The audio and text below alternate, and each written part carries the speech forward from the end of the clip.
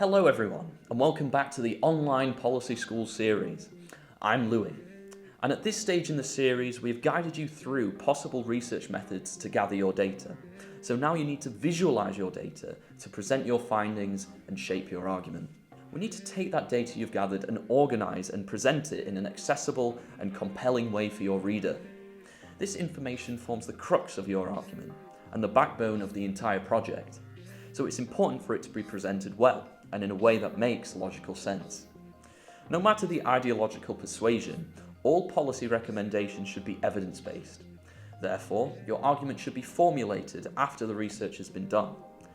That will be the focus of this episode, so let's get right into it. There are several important figures needed to include in your policy paper. In an era where the phrase magic money tree is thrown around to ridicule expensive policies, your policy needs to be viewed by the government and the public as worth it. This also leads us into the first graphic for visualizing data: budget tables. A budget table should be used most prominently in your policy for the costing of it.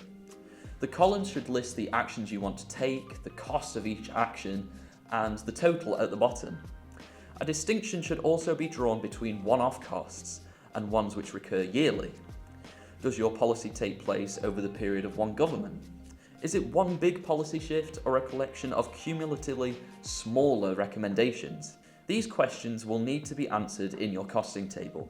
With that out of the way, I'll now give several recommendations along with the benefits and drawbacks of using different methods of data visualization. It's up to you to decide which cases require the use of which form of visualization.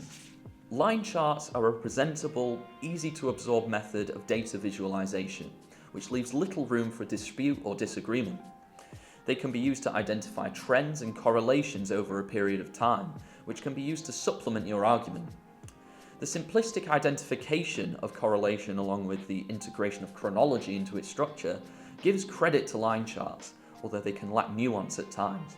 Bar charts are great for the comparison of different values. It can be a compelling and simple way to illustrate stark differences between, say, different age groups or income groups, and so on. This can be useful in driving home the argument of a policy aimed at a particular group, but also abandons the recognition of change over time that we see with line charts. Column charts combine elements of the previous two forms by allowing for the comparison of two or more different statistics over a period of time. This form can also be combined with a line chart, with one value represented by columns and the other by line. While this conveniently combines elements of the two other forms, the most effective way to show change over time remains the line chart. Pie charts can be used to show how certain proportions compose the whole of a certain body of data, and can be used to show how one certain statistic dominates the others, or the equitable distribution of statistics among each other. While this can be relatively compelling when used effectively, it's important not to use too many values as the graphic can become confusing. Pivot tables are the best way to visualize a large amount of complex information in a digestible way. If there are too many statistics surrounding a certain subject, it might be best to plot them in the form of a table. This can hold a large amount of information but can be more complex and time-consuming for your readers. Similar to line graphs, scatter charts can be used to present subject relationships in two variables, being capable of showing change over time but also allowing for the identification of anomalies. While this allows more nuance than a line graph, the simplicity of the line graph's use of averages also makes it more compelling and digestible for a reader. Bubble charts are an especially effective way of showing the domination of certain values over others using the circumference of a circle. However, this is more effective when used for a smaller number of values to avoid the creation of an overly complex chart. Of course, more forms of data visualization exist than these, but these examples can be used in many different contexts at your own discretion. Remember, your policy needs to not only be in depth, but persuasive. The way that you present your data goes a long way in deciding if your recommendations are taken seriously. Now that your data has been presented, it's time to decide upon your recommendation, the rationale, and how to make your judgment. Over to Cassie to tell you more. Thanks, Louis. Think tanks are evidence-based organizations, meaning all policy recommendations should come after you've researched a particular topic. However, if you are working for a think tank, it's important to understand their political alignments, as this will shape your recommendations.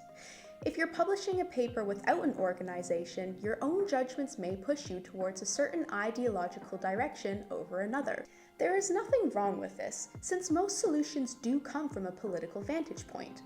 But it's important to make sure you haven't gone into the exercise with a particular bias which could corrupt the data in a certain way. So ensure that your recommendation is clearly backed by the data you found. You should be true to your research, even if you don't like what you find.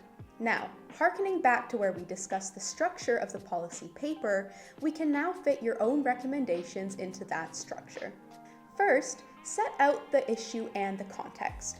This should be in a way which incorporates the most compelling aspects of the data you found, but should still not quite edge into an ideological direction as of yet. Then, make your recommendations. This is where you can finally make your judgment on the issue, taking whichever stance you and your team sees fit, and either making or listing your recommendation in a simple and straightforward way. After that, compare it to other alternatives. Use a bit of the Socratic method to show us why your policy alternative is the best. It's important to consider and acknowledge other options and use the data you've shown and your own judgment to evaluate and prove to us why your policy recommendation is the way to go. And finally, establish the cost. You need to clearly show the cost of your policy to the reader in a digestible table format, just as Louis had mentioned earlier on. And with that, congratulations! You've created an evidence-based policy recommendation incorporating easily absorbable data and your own judgment. Make sure to like and subscribe and tune in to the next episode of the York Policy School for more details on how to bring your policy ideas to life.